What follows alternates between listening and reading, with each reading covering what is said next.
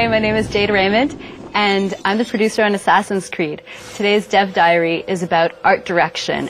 One of our main objectives was to, of course, make the art direction as realistic and as close to the historical references that we found.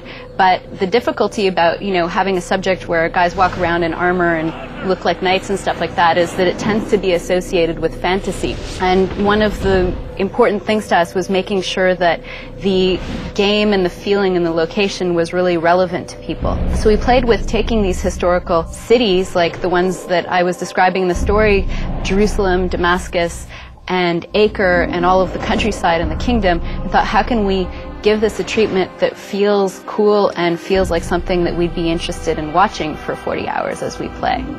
Now, we've made a huge kingdom, 3 huge cities, and it could easily get repetitive, and we didn't want that to happen. These cities in medieval times were bustling with all kinds of people, all walks of life. You have to have the poor citizens, you have to have the rich class, you have to have the merchants. These cities are being controlled mostly by the military, and basically this amounts to a whole lot of characters to create. Well, we have over 300 different characters to create, and that's just the completely unique versions. On top of that, we wanted to make sure that when you're going through these cities, you don't see the same person a bunch of times. So a big focus for the team was the crowd, and basically we had to put a lot of energy not only into the gameplay, but how they look.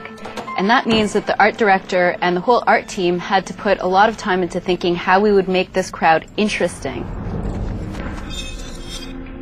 We invented this all brand new character based on the assassins, but we also wanted to give him a look and personality all of his own. So the first reflection was, in terms of gameplay, our core gameplay loop, what is the assassin doing most of the time? Well, what you're doing is you're investigating, so you're mapping out your territory, really trying to pinpoint and locate your prey, and then once you focus in on your prey, you go in quickly for the kill, and then you get out of there. And when we thought of what you're doing most of the time as an assassin, it made us think of a bird of prey. So that became the inspiration for Altair. And in fact, Altair means flying eagle, or the flyer in Arabic.